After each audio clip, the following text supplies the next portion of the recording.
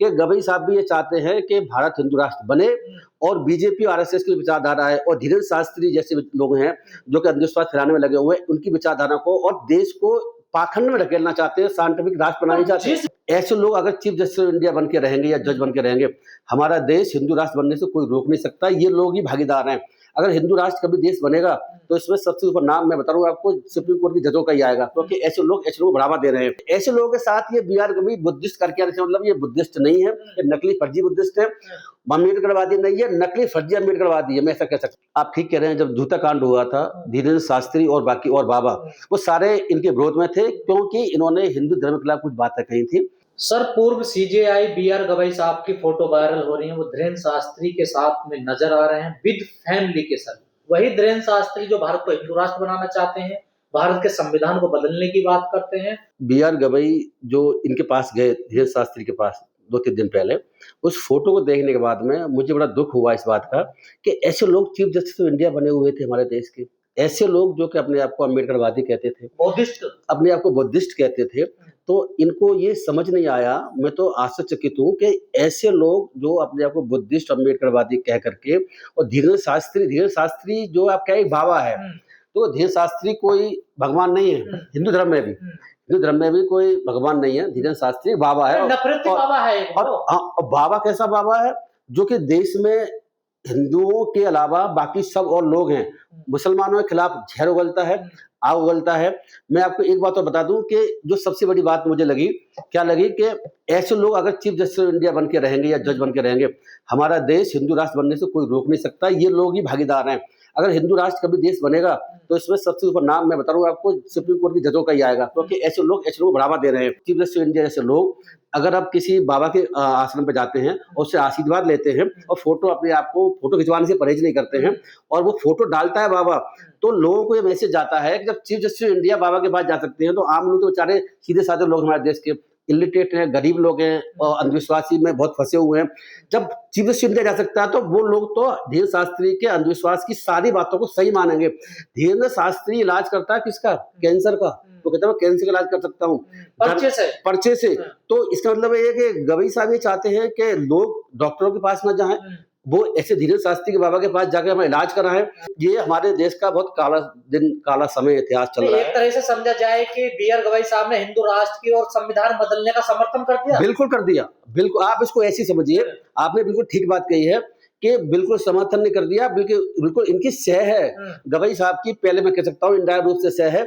वो ये चाहते हैं, ऐसा मैं कह सकता हूँ इस पूरी सिचुएशन के बाद में, कि गवई साहब भी ये चाहते हैं कि भारत हिंदू राष्ट्र बने और बीजेपी आरएसएस की विचारधारा है और धीरेन्द्र शास्त्री जैसे लोग हैं जो कि अंधविश्वास फैलाने में लगे हुए हैं, उनकी विचारधारा को और देश को पाखंड में ढकेलना चाहते हैं, साइंटिफिक राष्ट्र बनाना चाहते हैं। जिस व्यवस्था ने बीआर गवई साहब को कई बार नीचा दिखाया, उनको प्रोटोकॉल नहीं दिया, जिस व्यवस्था ने उनपे जूता चलाया, उसी व्यवस्था के साथ जाकर खड़े हो गए। ये तो आप देखिए ना, देश देख रहा है, देश इस बात को देख रहा है कि जिन लोगों ने जूता मारा और उन लोगों की गोदी में जाके बैठ गए, ऐसे धीरेन्द्र शास्त्री के, मैं बता रहा हूँ आपको कि धीरेन्द्र शास्त्री जैसे जो लोग हैं इस देश के लिए बहुत खतरा है और यही लोग ऐसे हैं जो कि हमारे देश को बहुत पीछे ले जा रहे हैं। हमारे शास्त्री कह रहे हैं, आपको नहीं लगता दलित समाज के लिए बीआर गवई सबसे बड़े खतरा है? हाँ, ये बात भी आपकी बिल्कुल मैं सहमत हूँ। बीआर गवई सबसे खतरा इसीलिए है क्योंकि दलित समाज के लोग उनको अपना आदर्श समझते हैं। बहुत से लोग ऐसे हैं कि भाई चीफ जस्टिस इंडिया हमारे देश के बन गए, दूसरे चीफ जस्टिस इंडिया बने हैं, दलितों में से कहां से कहां तक पहुंचे हुए हैं, तो उनको आदर्श मान के चल रहे हैं। लेकिन ये लोग ही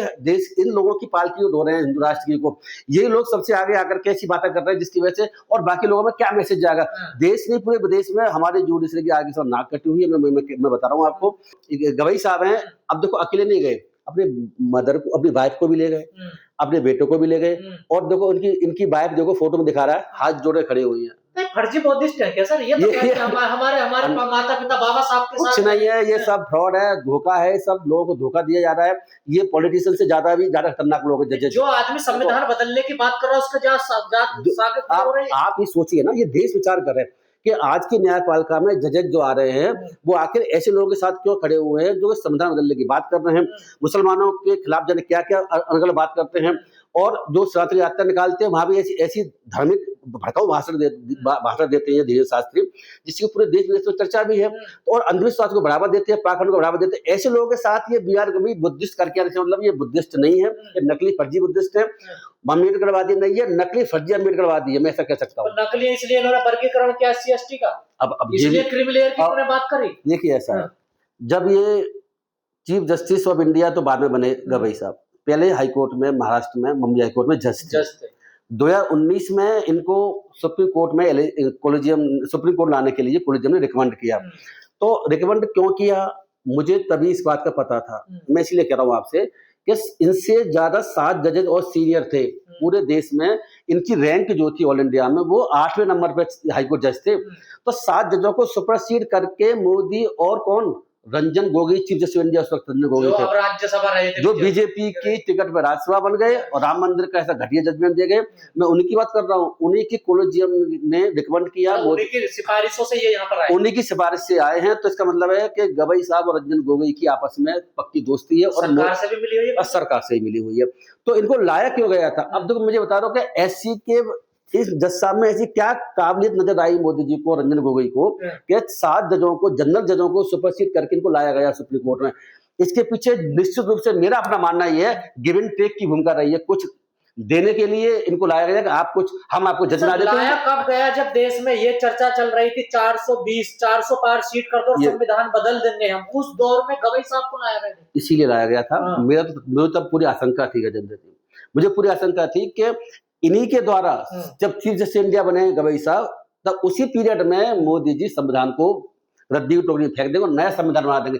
संविधान बदलने का मतलब अमेंडमेंट की बात नहीं है, संविधान में संशोधन तो होते रहते हैं, लेकिन संविधान को पूरे को रद्दी की टोकरी में फेंक देना और नया संविधान बनाना, मुझे उम्मीद थी कि बीजेपी इन्हीं के काल में करेगी, जिससे कि दलित लोग इसके खिलाफ ज्यादा आंदोलन ना कर पाए। क्योंकि वो लोग क्या करेंगे, जाएंगे सुप्रीम कोर्ट के पास में, और सीजेआई क्या करेंगे, उस केस में कुछ करेंगे नहीं। संविधान का रक्षक तो सुप्रीम कोर्ट ही होता है। अरे कहाँ रक्षक है, आज की समय देख रहे हो आप, जितने भी जजेस चीफ जस्टिस ऑफ इंडिया बन के सुप्रीम कोर्ट में आ रहे हैं, हाईकोर्ट के जज बने हुए, कर क्या रहे हैं? संविधान की रक्षा कोई भी नहीं कर रहा। संविधान को अगर जो है सरकार चाहती है कि संविधान पालन ना करें, तो उस पालन ना करने में सुप्रीम कोर्ट हाईकोर्ट जजेस आजकल क्या कर रहे हैं, वो उनका ही समर्थन। दलित लोग ऐसे लोगों पे विश्वास करें, उनके लिए तो ये एक समझिए एक आत्महत्या की तरह है ना। बिल्कुल बिल्कुल ठीक कह रहे हैं, आत्महत्या की तरह से आपने बात बिल्कुल सही कही है। अब हम लोग दलित लोग और ऐसे लोग जो देश में धर्मनिरपेक्ष कंसेप्ट चाहते हैं, ऐसे लोग चाहते हैं कि देश में भाईचारा बना रहे, जो लोग ये चाहते हैं कि किसी के साथ में असमानता ना हो, और SC/ST लोगों को भी जो है जो अधिकार मिलने नहीं मिले मिलते रहें। तो इसके लिए क्या होगा, अगर सरकार हमारे अधिकारों का दमन करेगी तो उस स्थिति में लोग कोर्ट जाएंगे। कोर्ट किसी कर रहे हैं, कांड हुआ, पूरा दलित समाज इनके समर्थन में खड़ा हो गया, आज वो दलित समाज कहाँ जाए? दलित समाज जो है, देखो ऐसे लोगों के पास तो कम से कम ना जाए, चीजें गवई जैसे लोगों से उम्मीद ना करे। और बाकी लोग, मैं बता रहा हूँ, दलित समाज को अब चाहिए ये, दलित समाज देखो ना तो नेताओं के पास जाए, ना तो किसी अधिकारी के पास जाए जो कि चीफ जस्टिस इंडिया से बने हुए हैं, क्योंकि ये लोग सब धोखे में रखे हुए लोगों को धोखा दे रहे हैं। इनके मन में कुछ है और बाहर कुछ दिखाते हैं। ये डर गए हैं गवई साहब ने जो बयान दिया था लेकर, ये भी हो सकता है, ये भी हो सकता है कि अब चीफ जस्टिस तो नहीं रहे हैं, जब चीफ जस्टिस नहीं है तो इतनी ज्यादा सुरक्षा इनके साथ चलेगी नहीं। सुरक्षा तो इनके साथ महाराष्ट्र में वैसे भी नहीं मिली जब चीफ जस्टिस बन के गए थे। अब तो उन्हें पूछेगा कौन, इक्का दुक्का भी पुलिस वाला जाता होगा। तो ऐसी स्थिति में ऐसा ना हो कि अब उस बयान की वजह से जो उन्होंने दिया था, जब उस पर जूता कांड हो गया, तो अब कोई मेरे साथ कोई घटना ना कर दे। तो ये दिखाने के लिए कि मैं भाई हिंदू राष्ट्र की पालकी मैं भी धो रहा हूँ और हिंदू राष्ट्र के समर्थन में हूँ, धीरेन्द्र शास्त्री जैसे अंधविश्वासी पाखंडी लोगों के समर्थन में हूँ, इसलिए अब इन पर कोई जूता कांड ना करे या कोई इंसिडेंट ना करे। हो सकती है ये मंशा हो सकती है। यही धीरेन्द्र शास्त्री सबसे ज्यादा विरोध कर रहे थे इनका। देखिए अब ये भी आप देख लें। देखो मैं एक बात बता दूं कि आप ठीक कह रहे हैं, जब जूता कांड हुआ था, धीरेन्द्र शास्त्री और बाकी और बाबा वो सारे इनके विरोध में थे, क्योंकि इन्होंने हिंदू धर्म के खिलाफ कुछ बातें कही थी। मैं आपको बता दूं, अब मुझे लग रहा है कि वो भी हो सकता है, ऐसा नहीं कि गवई साहब खुद का षड्यंत्र कुछ हो इसमें, कुछ बात कहने कराने में। ऐसा क्यों हुआ? बाबा धीरेन्द्र शास्त्री जब उनके उस स्टेटमेंट का विरोध कर रहा था, तो आज इन्होंने ऐसी क्या खासियत नजर आई बाबा में जो उसके यहाँ जाकर के चढ़ाव पड़े हुए हैं। मैं चढ़ाव पड़े हुए इसीलिए कह रहा हूँ, देखो ऐसा जो भी गुरु है बाबा हैं, उनके पास जो भी जाते हैं पैरों में तो गिरता ही है सर। पैरों में गिरते हैं। प्रधानमंत्री जा रहे हैं, मुख्यमंत्री जा रहे हैं, मंत्री जा रहे हैं, आयुष ऑफिसर जा रहे हैं, जजेस जा रहे हैं, वो सारे के सारे पैरों में गिरते हैं। एक चीज और बनाने की बात करी, यात्रा निकाली, इस दौर में भी चीफ जस्टिस BR गवई थे और बड़ी डिमांड हुई कि ये यात्रा नहीं होनी चाहिए, गैर संवैधानिक यात्रा, ये भारत में नफरत फैलाने की यात्रा, लेकिन चीफ जस्टिस साहब ने कोई इसमें हस्तक्षेप नहीं किया। करेंगे कैसे? क्या सहमति थी इनकी? करेंगे कैसे, मुझे बता दो ना। चीफ जस्टिस तो उनके चरणों में जाके गिरते हैं, जब उनके पास जाकर के उनसे आशीर्वाद ले रहे हैं, अपने नसीब भाग को चमकाने की कोशिश कर रहे हैं, ऐसा चीफ जस्टिस आज तक रोक देगा? क्या बात कर रहे हैं आप? चीफ जस्टिस ऑफ इंडिया रहते हुए उनके ही देख रेख में, उनके भी टेन्योर में अगर यात्रा से निकल रही है, और जो संवैधानिक यात्रा है, और उस यात्रा में ऐसे नारे लगाए जा रहे हैं, भड़काऊ नारे हैं मुसलमानों के खिलाफ और लोगों के खिलाफ, ऐसी स्थिति चीफ जस्टिस इंडिया की ड्यूटी बनती थी सुमोटो एक्शन लेकर के, खिलाफ एक्शन लेकर। सुमोटो बात कर रहे हैं आप? जो व्यक्ति उनके सीधे शास्त्री जैसे अंधविश्वास के पैरों में पड़ा हुआ, आप उससे उम्मीद कैसे कर रहे हैं? क्या सर अंधविश्वास, पाखंडवाद देश में हावी हो गया? क्योंकि लगातार चंद्रचूड़ जो थे सीजे, उन्होंने कहा कि भगवान जी आए, आशीर्वाद हुआ। अब मध्य प्रदेश के चीफ जस्टिस हैं संजीव सचदेवा जी, वो भी बाबाओं के चरणों में जा रहे हैं। ये तमाम जज पढ़े लिखे लोग, ये तो सब बाबाओं के चरणों में जा रहे हैं। अब आप देख लो कैसे पढ़े लिखे लोग हैं। देखो मैं एक बात बता दूं आपको कि अब मुझे लगता है कि अब न्यायपालिका की जरूरत बची नहीं है देश में। जनता को अब अपना न्याय खुद ही करने की जरूरत है, ऐसा मैं कह सकता हूं। जब ऐसे चीफ जस्टिस जो बार-बार चीफ जस्टिस बन के आ रहे हैं, जजेस आ रहे हैं, वो कर क्या रहे हैं? आप देखिए ना कि वो ऐसे बाबाओं के चरणों में पड़े हुए हैं। कोई आरएसएस की टिकट में, बीजेपी की टिकट में चला जाता है, और वो जो है उसके बाद में क्या होता है कि गवई साहब देख रहे हैं, सूर्यकांत जो चीफ जस्टिस इंडिया बने हुए, वो कहाँ गए हैं बताएं? वो अभी आप 2 महीने पहले देख लीजिए वो कहाँ गए हैं। वो काशी विश्वनाथ में बाबा के दर्शन करने गए हैं। जिस मंदिर पर विवाद चल रहा है, अब बताओ 3 विवाद इंपॉर्टेंट थे पहले से। एक राम मंदिर का अयोध्या का मसला था, एक बनारस का काशी विश्वनाथ मंदिर और जो है मस्जिद उसका मसला है, तीसरा मथुरा के मंदिर का और मस्जिद का सवाल है। तो एक मसला सुलझा दिया। सुलझा किसने दिया? रंजन गोगोई ने। रंजन गोगोई कौन? जो बाद में बन गए राज्यसभा के मेंबर बीजेपी की टिकट पर। आप ये समझिए। तो अभी 2 विवाद चल रहे हैं। तो जहां पर चीफ जस्टिस ऑफ इंडिया 18 जजों के साथ अकेले नहीं गए। मैंने जब वीडियो देखा तो मुझे आश्चर्य हुआ कि चीफ जस्टिस इंडिया प्रेजेंट में सूर्यकांत जी 18 जजों को लेकर के बाबा का दर्शन करने जा रहे हैं। तो मुस्लिम पार्टी को विश्वास कैसे होगा कि उस मंदिर के संबंध में, हमारी मस्जिद में जो विवाद चल रहा है, हमारे पक्ष में डिसीजन दे सकते? दे नहीं सकते। तो जो केजरीवाल वाला सवाल है, तो केजरीवाल जी वाला सवाल है। आप समझिए, मुझे लगता है कि अब जो मुस्लिम पार्टी है उन्हें लिट लगाने चाहिए कि भैया सुप्रीम कोर्ट के कम से कम 18 जजेस तो इस केस को आगे जब भी केस आता है सुनवाई ना करें।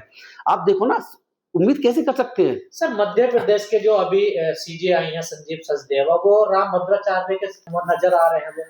तो क्या वो जो राम भद्राचार्य हमेशा दलितों के विरोध में, आरक्षण के विरोध में रहता है, SC/ST एक्ट के विरोध में रहता है, तो क्या ऐसी बाबाओं से भी संगत लेंगे, ऐसे बाबाओं से राय लेंगे? मुझे तो लग रहा है कि बाबा ही कोर्ट चला रही है। अब देखो सूर्यकांत 18 जजों को लेकर के मंदिर घूम रहे हैं। हमारे गवई साहब बुद्धिस्ट और दलित कहते हुए, और जो है वो धीरेन्द्र शास्त्री के चरणों में पड़े हुए हैं। जो मध्य प्रदेश के चीफ जस्टिस प्रेजेंट में चीफ जस्टिस रिटायर्ड नहीं हुए हैं, वो क्या कहाँ कर रहे हैं? वो एक तो रामभद्राचार्य के चरणों में पड़े हुए हैं, वहां जा रहे हैं। वृंदावन का जो एक बाबा है प्रेमानंद, उसके यहाँ बीच पत्नी सहित वहां भी जा रहे हैं, वहां भी पति सहित गए थे। तो ये लोग आशीर्वाद लेने के लिए, मुझे लगता है जजमेंट कैसे करें, क्या ना करो, अपनी लाइफ को कैसे सुधारें, वो कोर्ट में नहीं जाना चाह रहे। वो कहाँ जा रहे हैं? वो जा रहे हैं बाबा के पास में। तीस कैसे चलेगा? इस वक्त के मध्य प्रदेश हाईकोर्ट के chief justice of India supreme court में, बाकी रिटायर्ड जज, प्रेजेंट जज, सारे के सारे बाबा के चरणों में पड़े हुए हैं। देश इनसे उम्मीद कैसे करके संविधान की रक्षा कर सकते? कर ही नहीं सकते भाई। देखो अभी आपको पता होगा संजीव सचदेवा इस वक्त chief justice of Madhya Pradesh high court के हैं। ये दिल्ली हाईकोर्ट में पहले जज थे, बाद में वहां चले गए, चीफ जस्टिस बन गए। इस साल एनुअल रिटायरमेंट है। लेकिन आप देखिए मध्य प्रदेश में चल के आ रहा है, दलितों के साथ एट्रोसिटी बहुत बड़े पैमाने पर चल रही है। अभी भी चंद 2-3 दिन पहले क्या हुआ है, 23 साल के दलित को, दूल्हे को, उसको बारात चढ़ने से पहले उनकी एक रस्म होती है, वो अपने गांव में घूमना चाहता था, तो जनरल के लोगों ने उसे रोक दिया, उतार लिया और उसे पीटा है। उसकी मदद के और उसके साथ भी बदतमीजी करी है। बाद में एफआईआर होती है, 4 लोग उसको अरेस्ट भी किए हैं और एनए से लगाने की बात चल रही है। लेकिन सवाल ये है कि जो रामभद्राचार्य, अगर वहां के चीफ जस्टिस, मध्य प्रदेश के चीफ जस्टिस इस वक्त के, अगर रामभद्राचार्य के चरणों में पड़े रहेंगे और बाबा के चरणों में पड़े रहेंगे, ऐसे रामभद्राचार्य जो कि ये कहते हैं कि SC को खत्म कर दो, ये तो हमारे अगेंस्ट है, आरक्षण खत्म कर दो, तो मुझे बताइए जो SC खत्म करने की बात करते हैं और वही चीफ जस्टिस ऑफ इंडिया उसी राज्य का उनके चरणों में पड़ा हुआ है, तो SC एक्ट के तहत एक्शन कैसे हो सकता है? न्याय कैसे दलितों को मिलेगा उस राज्य में? मुझे आप ये बता दें।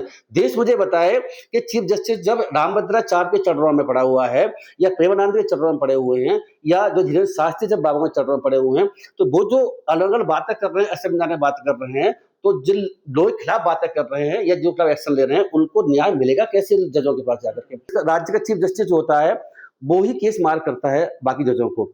अगर ये केस जो है दलित वाला जो इंसिडेंट है या जो भी इंसिडेंट है, या आरक्षण की SC एक्ट को चेंज करता है मध्य प्रदेश में, और अगर इनके पास जाता है मध्य हाईकोर्ट में, तो चीफ जस्टिस क्या करेंगे, खुद बाबा के यहाँ घूम रहे हैं, तो मुझे पूरी उम्मीद है इसको एक्ट को हो सकता है रद्दी कर दें, क्या अनकॉन्स्टिट्यूशनल है, बाबाओं से प्रभावित है, बाबाओं के भाई फोन कर देंगे कि इसे क्या करें? हाँ बिल्कुल ठीक है, हो सकता है ऐसे बाबाओं के पास जाने वाले सुप्रीम कोर्ट के, हाई कोर्ट के जजेज, मैं उनको जज नहीं मानता, ये जज बनने लायक नहीं है, ऐसा मैं कह सकता हूँ, क्योंकि इनके जो कंडक्ट है, करेक्टर है, क्योंकि जो केस चल रहे हैं, जो उनके स्टेटमेंट है बाबाओं के, वो संविधान के खिलाफ है। एक बात ये भी आती है जब सवाल पूछा जाता है कि इनकी पर्सनल लाइफ भी है ना सर, देखिए कि अपने पर्सनल लाइफ में तो कुछ भी कर सकता है ना आदमी। बिल्कुल कर सकता है, लेकिन मुझे एक बात बताएं, केजरीवाल ने आरोप क्यों लगाए मैडम सूर्यकांत शर्मा पर?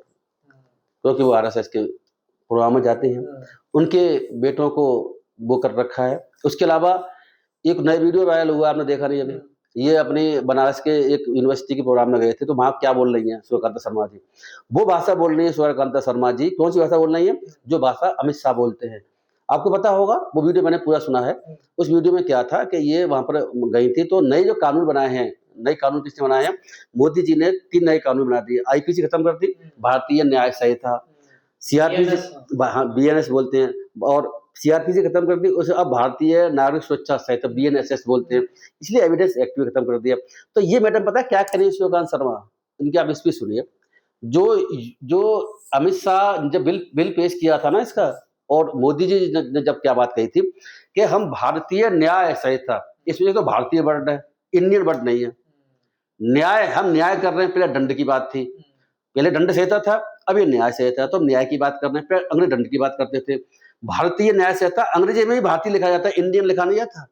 तो इसीलिए इस मैडम को सूर्यकांत शर्मा ने इसकी जो है मुखालफत करी है कि हाँ बिल्कुल सही किया है, सही कानून है, नामी से रखा गया है। ये वो लाइन पकड़ रही है जो लाइन RSS में BJP ने पकड़ी हुई है।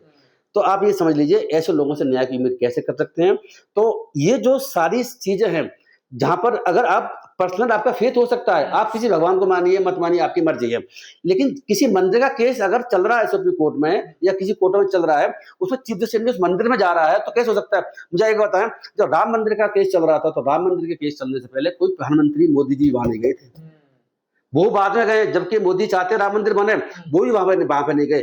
कोई भी चीफ जस्टिस, कोई भी जज वहां पे नहीं गया राम मंदिर के उसमें बनने के बाद चले गए। जैसे अनदर एंगल, काशी विश्वनाथ का केस अभी चल रहा है, उस मंदिर और मस्जिद का विवाद चल रहा है वहां पर। ऐसे समय में चीफ जस्टिस इंडिया 18 जगह लेकर जाना, ये बता रहा हूँ आपको कि दूसरे लोग जो मुस्लिम पार्टी है उनके मन में ये बात अवश्य घर करेगी, हमारे साथ न्याय नहीं हो सकता, और न्याय कोई भी नहीं कर सकता। क्यों कि चीफ जस्टिस इंडिया जैसे सब जा रहे हो, तो वहां का सिविल जज, AD, हाईकोर्ट जज की हिम्मत कहाँ है कि उसके खिलाफ ऑर्डर पास कर